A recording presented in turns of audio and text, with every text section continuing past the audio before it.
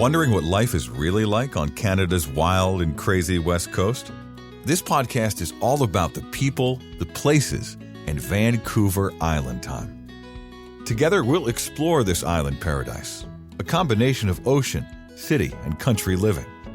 We'll meet the fabulous locals, such as the Fudge Fairy and the Chicken Lady, who have chosen Victoria and Vancouver Island as their home.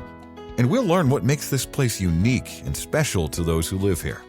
And now, your host of Vancouver Island Time, Jane Johnston.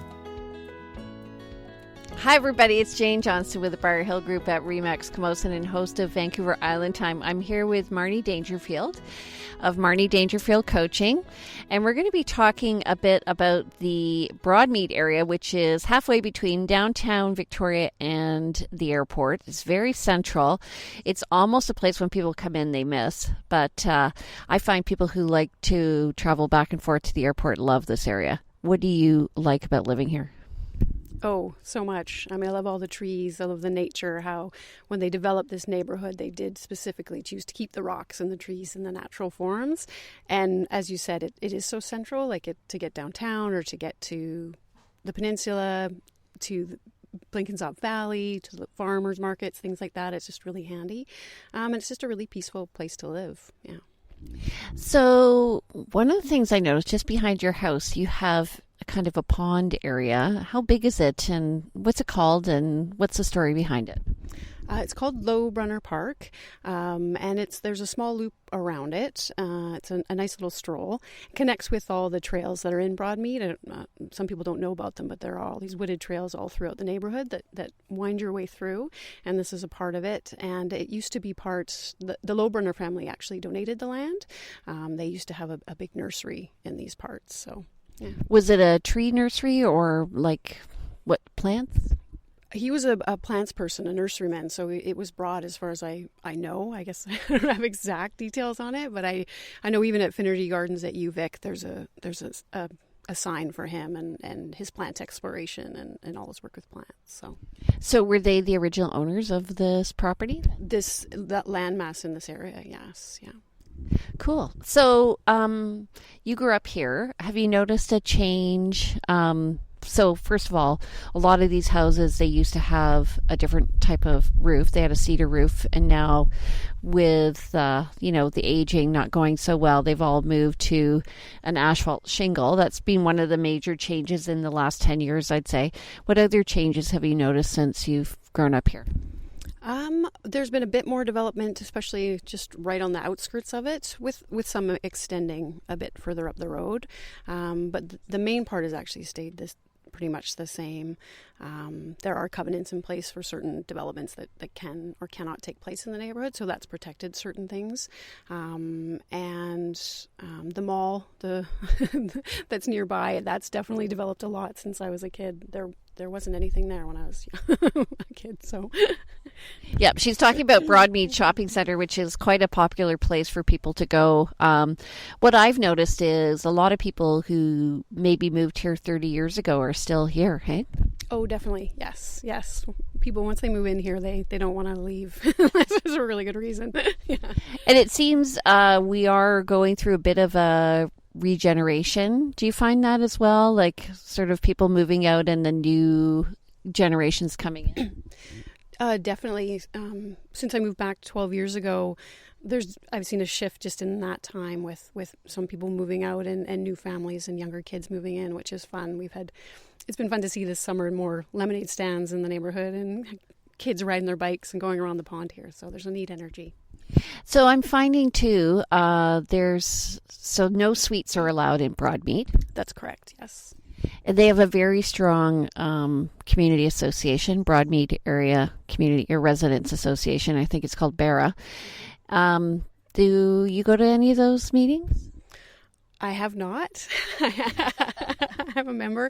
They do have a fun event in the fall. I believe it's in September at Broadmead Village Shopping Centre, which is a neat community gathering place. But there are some dedicated volunteers that work very hard that we appreciate. And there's a newsletter that they create as well, which just builds that connection with the community here. How often does that come out? It seems quarterly. Yeah. Yeah, they seem quite involved. So when you're listing a property here, you have to have the specific sign, and they definitely kind of police all the covenants. Yes, definitely. There are the covenants in place, and even with they're organized too with elections and that, not telling us who to vote for, but they will create space for the candidates to come together and for us to be involved that way as well. So, yeah, they're a good group. Good. So for somebody, let's say, moving into the area, what schools are nearby? There's Lochside Elementary just down the street. Royal Oak Middle School is just hop, skip, and jump over the highway there, and Claremont High School up the hill. So those are, and there's St. Margaret's Private School is just down the road as well. So yeah, there's different preschools and such around too. But. Yeah, and dance schools and all of that in the area. Do you find, so the Claremont people, they run a magnet program, which is related to certain sports, including rowing. And so we have a big rowing center here on Elk Lake, which is just actually being dismantled as part of the Canadian Olympic team, but the UVic team is taking more space in it. Do you find being in proximity to that rowing community affects your community at all?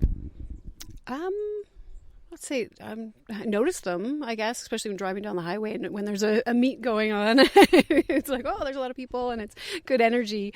But yeah, just I appreciate their energy, and also it's neat. Claremont also has a great theater group as well. So there's always different things going on with having the schools around. Yeah, I think it keeps us young, right? Living in a multi-dimensional population.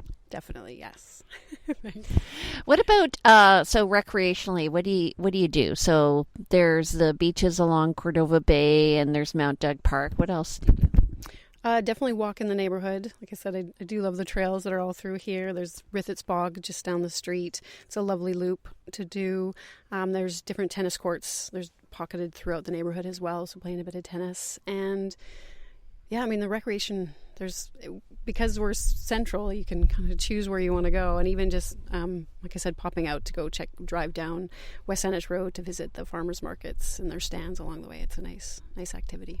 Yeah, and there's also the Commonwealth Pool in that area. Definitely. Yes. And a library, a great library there too. Love that library. But yes, the pool and all sorts of programs that they offer at the Commonwealth. And also, if you want to golf, you can go up just north of Cordova Bay, and you can hit the golf courses there. There are two. One's a little easier than the other. So do you go to the beach or Maddox Farm or that area much? I'm often at Maddox Farm, yes, and I like to walk along Agate Park there, which is right along the beach, and just skip stones and walk, and there's always people there. It's a nice environment. Is that a dog-friendly beach? I'm not 100% sure. I definitely have seen dogs there. I'm not sure what the rules are, though.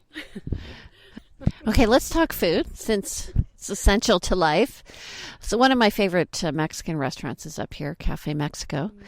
Do you go to any of the restaurants in Broadmead Shopping Center? I am very fortunate that my fella likes to cook, and so I have to admit I don't eat out that much. But I have heard great things about Cafe Mexico, as well as the new bistro that's in there. I know some people have gone and said great things about it. And of course, Romeo's is there, which is a kind of a standard for almost, there's something there for everybody. And yes, so there's even across the Royal Oak Shopping Center, there's an Indian food place. Fireside Grill, yes. So there's lots of options right nearby. And even in Cordova Bay, the beach house right along the water there. Oh yeah, and they just recently reopened, right? Yes, yeah. It's got a beautiful view, so. Yeah, so actually that's a great place for weddings, I've heard, as well as the Fireside Grill is a great place for meeting up.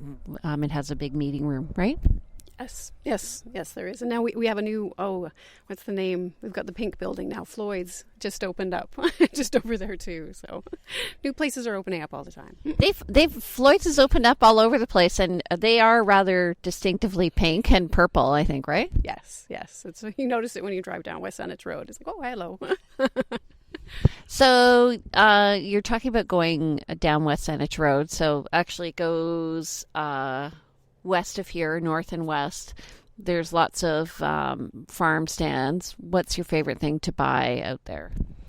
Well, especially when things are in season, it goes by what's in season. But, Dan's Farm Market there, Gite Farm, there's broccoli, nummy garlic. I love garlic. Silver Hill Farms further down. Their corn is amazing. So basically what's fresh and local, ideally first, is always the best. Do you ever go to the Red Barn Market? Yes. And that's in Maddox Farm as well, so that's handy. Yeah. Oh, I didn't know that. So they opened up a new one over there. There's been a Red Barn, there for a bit now. But, yeah, it's good. What's the name of that little tea place in Maddox Farm? Is it the... Adrian's Tea Garden. Now, that's been there for a long time, actually. That's very popular. Every time I'm at Maddox Farm, it's full of people. So, yeah. And so the Lochside Trail goes here. Tell me a bit about that. Well, it's a lovely connector and actually goes right by Lochside School. And you can take it one way right on out to the peninsula, or take it the other way and head right downtown. So and then out the Goose out to go west. So it's a good connector all the way around. Do you find, so seasonally, obviously we're affected here. We have a very stable economy here, I think, because of all the universities and colleges. So we have Camosun College on the near West Saanich Road, interurban area. We have UVic. We also have Camosun, the main campus. Do you find, do you like having that kind of influence in our community? Oh, definitely. Yes.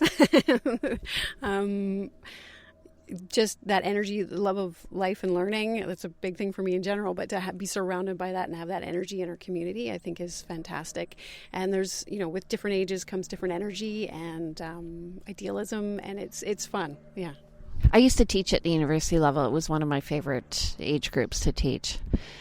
So, do you find you ever, like I used to take my kids to the Vikes for the summer camps and stuff like that.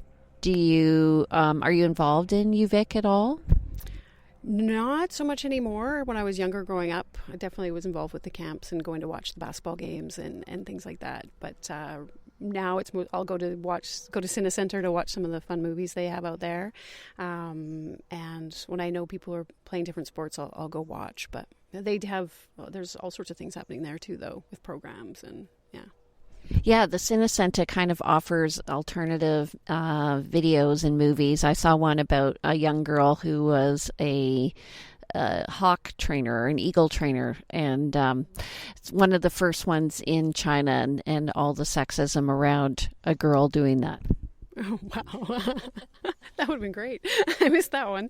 It's kind of interesting, right? Because I think often we're fed our movies, so it's nice to see that alternative there.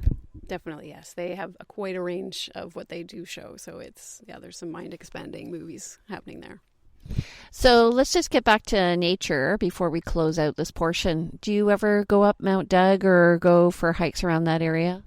Yes, yeah. It's a beautiful walk up there, and of course once you get up, the view is spectacular. Do the 360 and just being in amongst the trees. I mean, being here is one thing, and also going through the forest there's something very peaceful and uplifting about it at the same time. I heard they don't open the road until 11 in the morning. Is that right? I'm going to say yes. That's right. I heard it on CBC, so it must be true. Have you ever seen any bears or cougars? I have not. I've heard of sightings of cougars in this area, not of bears per se in this area, but we have heard of cougars, but I have not seen one. Yeah. I saw a bear the other day. Really? On the beach, yep. Oh my goodness. Not in this area, further south. We have all sorts of other animals, though. Deer, rabbits, raptors, owls, herons. We get all sorts of things, but not so much bear. I imagine actually with the pool you get some natural wildlife hanging around. Yes, definitely. Yeah. Lots of a range of ducks. The wood ducks are really pretty. Cool. Okay. Well, if you want to know more about the Broadmead area, contact me. I'm Jane Johnston with the Briar Hill Group at RE/MAX Camosun. Stay tuned because we're going to come back after this message and we're going to learn about Marnie Dangerfield and her business, Marnie Dangerfield Coaching. Talk to you soon. Vancouver Island Time is brought to you by the Briar Hill Group at RE/MAX Camosun, Victoria, where we bring local expertise and global presence to your property. Hi, everybody. It's Jane Johnston with the Briar Hill Group at RE/MAX Camosun, and I'm back here with Marnie Dangerfield of Marnie Dangerfield Coaching. So, a few years ago at eWomen Network, where I met you from, we had a number of coaches do a coaching evening, and I found everybody had a different flavor. So tell me, who's your ideal client and what kind of coaching do you do? Great question. And it's so true and that's the thing I always tell people is find a coach that's right for you, because there are so many different people. And so you really want to feel into who you have that connection with and what serves you. So I'm a certified life and health coach.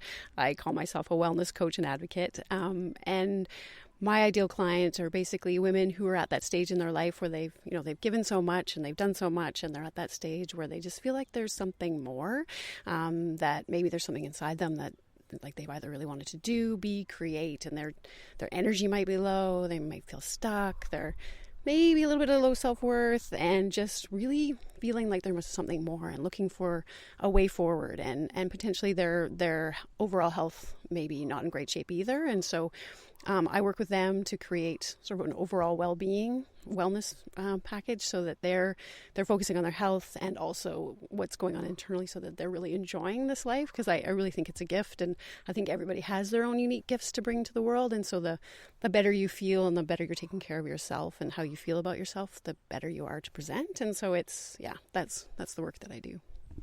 So how long have you been doing it? 2 years now, as the coaching. I say to people, I didn't realize coaching was a profession. And so when I heard what it was like, but I do that. So I feel like I've been doing it most of my life. But professionally certified the last 2 years, yes. What were you doing before that? I'm still doing it. I actually, I'm a certified gardener, and I have my own gardening business. So I love being out in nature, and that's part of the work that I do with the people I work with too, is getting them active and out in nature, because there is healing powers in that as well. Not necessarily gardening, but but what feels right for them. So yeah, I do have a small gardening business where I'm very lucky with my clients and gardens that I get to work in. Well, that explains the beautiful dahlias out the backyard here. Thank you. Credit, I have to admit, does go to Bill, my partner. So people come over and are always complimenting the garden, and I have to go, well, because I'm a gardener, they think it's me, and it's actually him. I do gardening mostly everywhere else but here, so shout out to Bill. You're like the cobbler, right? You're not going to have the best shoes. That's right, yes. But fortunately, he does it, So I'm going to ask you, what do you think of the term forest bathing? What do I think of the term? Well, it's an interesting term. I know when I first heard it, I was like, what? But I know the concept of it, of getting out in the forest and taking it in. And there is, I think, anybody who's walked in a forest and been still, and there is something that happens, and there is a power to it, and it does affect your nervous system and your body internally. So there are health benefits to it for certain. The forest bathing may or may not open up people to it, because they might think they're taking a shower in the forest, but it's not that. I just think it's kind of a funny term for something like go for a walk and just enjoy the moment. And that's what it is. Well, exactly. And I think, words are so powerful, and it's interesting when you look at the words that we use and how people describe things, and you kind of go, and then you find out what it is, and you're like, well, that sounds great. Why didn't they just say that? But at the same time, I'm sure some people resonate with the forest bathing. So I used to be a phys ed teacher, and I do find that for me, definitely being in nature is one of the things that keeps me calm. So where we live right now, we have a long view of the forest and a valley and then the ocean. And it was something I grew up with in downtown Toronto. I had a ravine behind me, and I would always notice like when the buds were coming out. I'm not a gardener though, but very much observant of what's going on in nature. Do you teach people about that? If the person's interested, I mean, I meet people where they're at and what their interests are. Some people are very creative and there's different focuses, and so we focus on that. But if someone, I do get it in there a little bit just because it's a passion of mine, and, you know, I do talk about noticing which flowers are out or what's in bloom. And the changing of the seasons too is a part of who we are as humans. So there is, I do touch on that a bit, yes, just because we are part of nature. So it's, yeah, part of the cycle. I guess what I'm saying is sometimes I feel people are disconnected from their environment, and maybe with the advent of so much technology in today's world that really that's why they've invented terms like forest bathing, because they want to, advocate bringing people back out to nature. Okay, yes, yeah, I get that. So, and so true. And I know one of my programs is called Grow Your Own Way, and it's about, like I said, meeting people where they're at so they can follow their own unique path, but it's also about growing, and that's internally, but also, I mean, I can't stress it enough, the connection with nature and our, I think the more connected we are, the more we're going to care about it as well.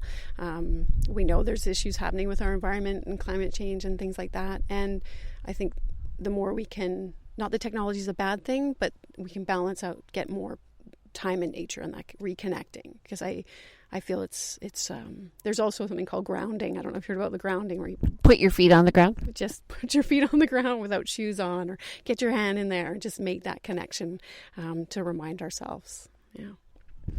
Yeah, it's funny. I grew up with a parent who absolutely hated us having our shoes off, and so as a result, I have very sensitive feet. Yeah. So you're like, ah!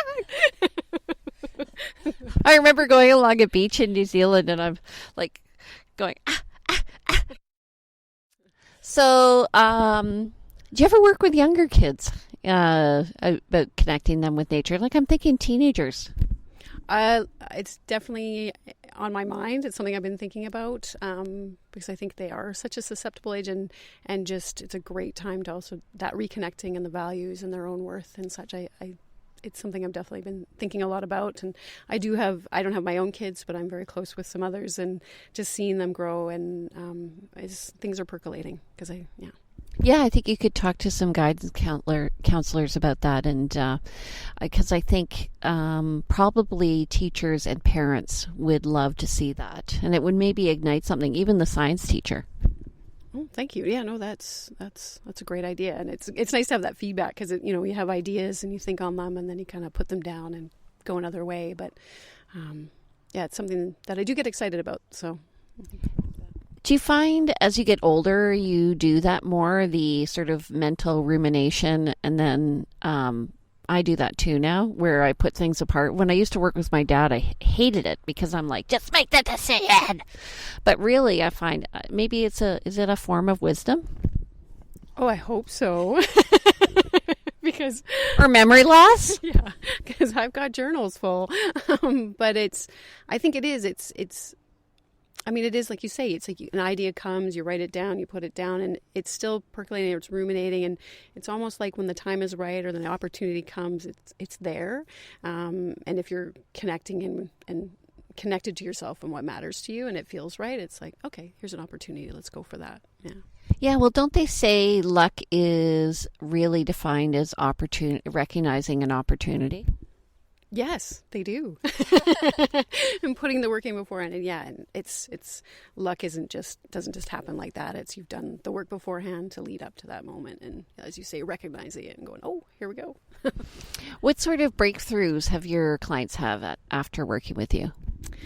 Often it's the realization, because I do a lot with meditation and gratitude practices and self-compassion and kindness, and the realization that sometimes it's actually, a lot of the time, it's the inner critic that's running the show.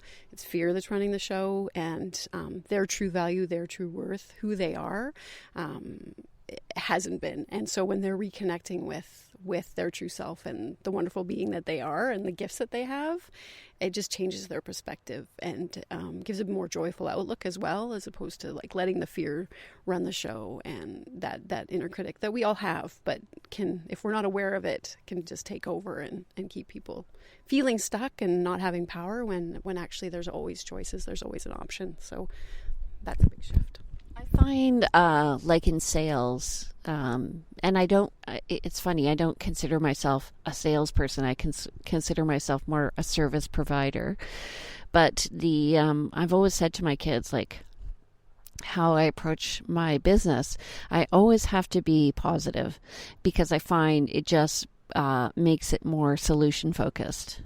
Absolutely. I love that you brought that up, actually, because that's a big part of it is being solution focused as opposed to problem focused, because that's part of the way our minds work too. There is a bit of a negativity bias, and we can focus on the negative and what's going wrong and just get caught in that loop of what's happening that we don't like, as opposed to looking for solutions and what can go right. And as you say, from a positive perspective, that energy you bring just with your service, if you're coming from a positive space, the person you're dealing with is going to pick up on that as well. So you're sharing energy with other people. So it's to come from that place is much more empowering.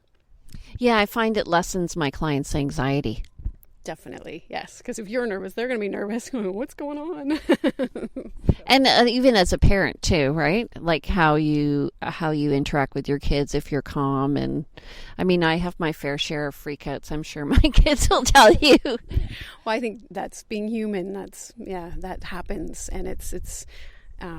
Parents are amazing. I have the biggest respect for parents, but it's true that monitoring of being aware of how you're presenting even in front of your kids, and are you being self-critical in front of them and being excessively harsh over something that's maybe quite small, which a lot of us do. And it's like, well, looking at that and maybe catching it and looking at a different way to frame things so that they're learning not to do that as well.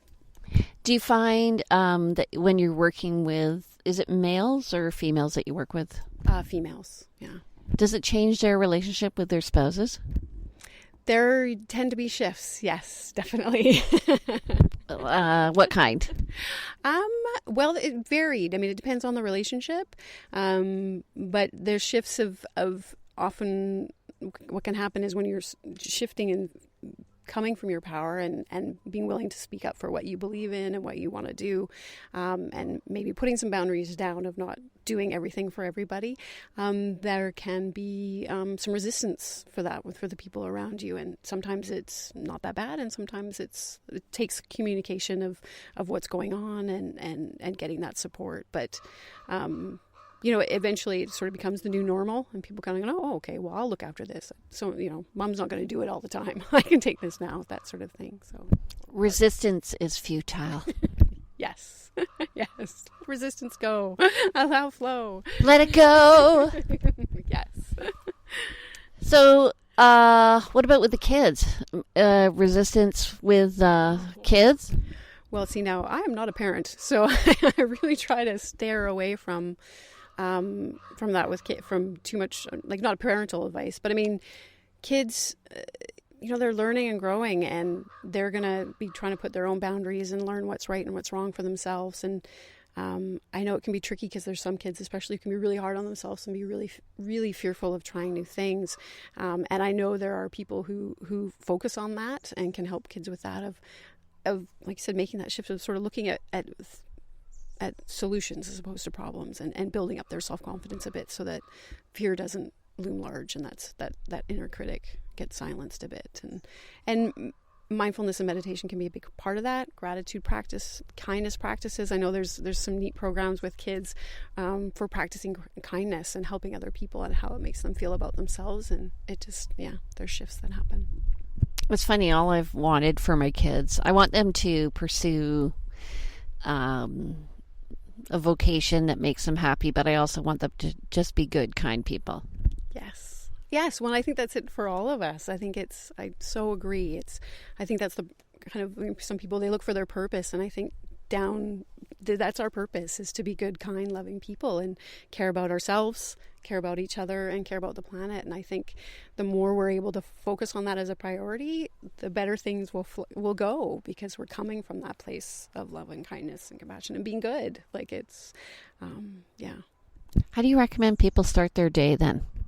Oh, well, glass of water before coffee, if you drink coffee. But a big thing for me is rehydration as a health tip, is just stay hydrated. And, when we're sleeping, we haven't had anything to drink for hours. So it's a really good boost for your system to drink some water. You can have lemon in it or ginger or whatever, or just straight water. So I start my day with that. I have some supplements I take that are good for me. And I recommend, if you can, I know people are busy, but at least like 5 minutes. Right. If you haven't even started meditation, even 1 minute of meditation, of just committing to be still and breathe. My practice, I have about 10-15 minutes of meditation, and then I and a bit of gratitude practice, and I journal. But everybody's got different schedules. But I work on that with people of what they can start, and with changing habits, which is a big part of the work that I do, is shifting habits. We start small, like what's doable, what can do, and then you build it up 3 things, and it can be like 2 minutes. Just committing 2 minutes. We all have 2 minutes we can commit to something, and just creating that habit each day, and then it can build as it works. But yeah. Do you ever read your journals? I was just recently, actually. It was quite fascinating. And it was neat too, because there was actually some ideas that I'd forgotten about, and I was like, oh, hey, that. So it's interesting. And it's clearing out the mind too, of, even if sometimes it's just worry and stuff, it's like you get it down and you release it. And then you can go about your day. And others, it's like you get these inspirations after you meditate, like, oh, and you write them down. So it varies. I actually recently bought an iPad about a year ago, and then I've been taking it to conferences with me, and I can draw and write. And so it's been interesting to go back over it and see the notes that I've taken and what's been important to me and what are my takeaways, and seeing what sticks over time, right? Exactly. Because that's one of the things I found with mine. It was how much, like, oh, that's come up again. Oh, that word, like, seeing the repeating. It's like, oh, okay, let's look at that, because hello, yeah. I keep writing about that. Maybe, not maybe, I'll do something about that. So it's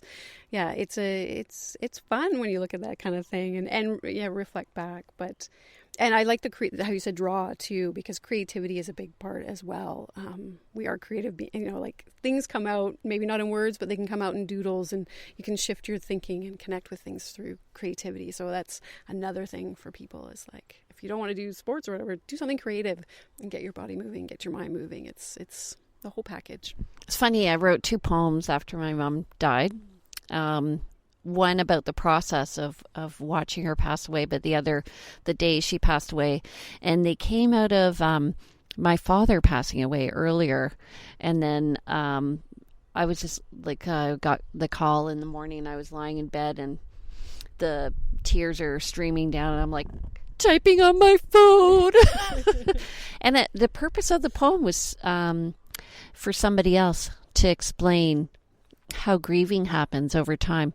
It was really interesting that it just it came together like literally in probably 10 minutes. And so I went to a conference. I met a lot of women who happened to be the same age, whose parents have passed away, and I was sharing the poem, and they it really resonated. So I think it was a good tool for me.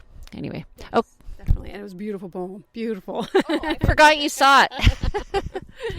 Okay, so we're actually, like, remarkably, this went really fast. So tell people how they get in touch with you. My email address is marnied, MARNIED, @shaw.ca. And otherwise, I'm on Instagram at Marnie Dangerfield, or my Facebook page is Marnie Dangerfield. Yeah, it's my name, Marnie Dangerfield. .com? .ca? Yeah. Well, it's I don't have a website. That's just my Facebook page. Okay. Yeah. All right. And if you want more information about the Broadmead area, contact me. I'm Jane Johnston with the Briar Hill Group at RE/MAX Camosun. Take care. Have a great day, and welcome to the neighborhood.